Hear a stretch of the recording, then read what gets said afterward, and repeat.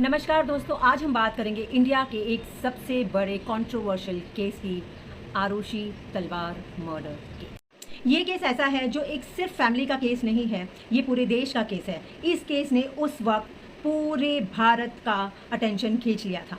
तो चलिए जानते हैं कि किस तरीके से एक नॉर्मल दिन ने एक भयानक दिन का रूप ले लिया। शुरू करते हैं आज का केस, आरुषि मर्डर केस, जो आज तक कभी सॉल्व ही नहीं हुआ है। 14 साल की आरुषि अपने कमरे में रात को जाती है सोने के लिए, लेकिन दूसरे दिन वो अपने ही कमरे में खून से लथपथ बुरी हालत में मिलती है। और सबसे पहले इन्वेस्टिगेशन में पहला शक जो है उसके जो केयर टेकर है हेमराज, उस पर शक जाता है।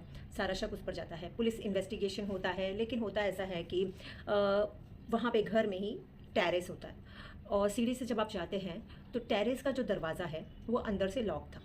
और पुलिस ने इस चीज़ को इतना ज़रूरी नहीं समझा और उन्होंने छत पर जाना ज़रूरी नहीं समझा, इन्वेस्टिगेट नहीं किया, जिस वजह से उस दिन हेमराज की लाश पुलिस को नहीं मिलती है। लेकिन 2 दिन बाद ही हेमराज की लाश उसी घर के टेरेस से मिलती है। तो यहाँ पर सीधा सीधा साफ हो जाता है कि हेमराज ने आरुषि का मर्डर नहीं किया था। इनफैक्ट आरुषि के साथ साथ उस रात हेमराज की भी हत्या कर दी गई थी। अब सारा शक जो है आरुषि के मम्मी पापा माता पिता पर जाता है, नुपुर तलवार और राजेश तलवार पर। ये दोनों प्रोफेशन से डॉक्टर हैं और उस रात उस घर में उनके अलावा कोई भी मौजूद नहीं था। दोनों तरफ से शक उन पे इसलिए जाता है क्योंकि टेरेस भी अंदर से बंद था और रूम भी अंदर से बंद था। सुबह पूरा का पूरा जो है इन्वेस्टिगेशन जो है सीबीआई को हैंड ओवर, पूरा केस दिया गया।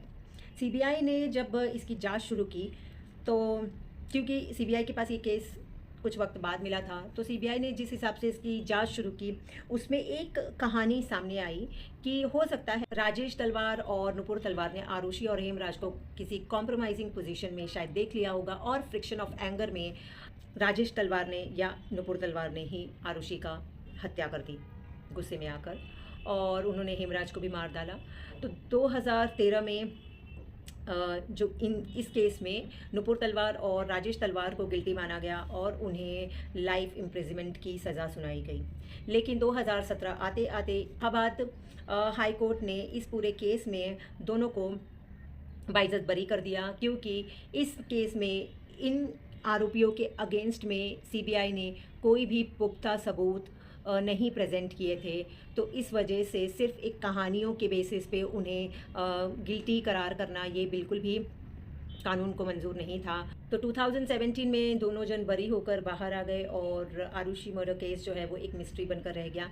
ये एक सिर्फ आरुषि मर्डर केस एक सिर्फ केस नहीं है, ये एक ऐसा केस है जो अनसॉल्व्ड है। एक फैमिली का इमोशंस इसमें जुड़ा हुआ है। उसके ही माँ बाप को गिल्टी माना गया और उन्हें उनके लाइफ के कुछ 5-6 साल जो है जेल में निकालने पड़े। उसके साथ ही मीडिया ट्रायल्स बहुत सारे हुए, कोर्ट ट्रायल्स बहुत सारे हुए, मीडिया के बहुत सारे सवाल, समाज के बहुत सारे सवाल, जनता का आक्रोश, ये सब कुछ फैमिली को सहना पड़ा। सो वीडियो अगर अच्छा और इन्फॉर्मेटिव लगा हो तो do like and subscribe to my channel, और मैं ऐसे ही रियल केसेस आगे भी लेते आऊँगी। उसके लिए आपको चैनल को सब्सक्राइब करना पड़ेगा and click the bell button, ताकि आपको नोटिफिकेशन जो है ये सबसे पहले मिल जाए जैसे ही वीडियो चैनल पे अपलोड होती है। Thanks for watching, bye bye, मिलते हैं नेक्स्ट वीडियो में।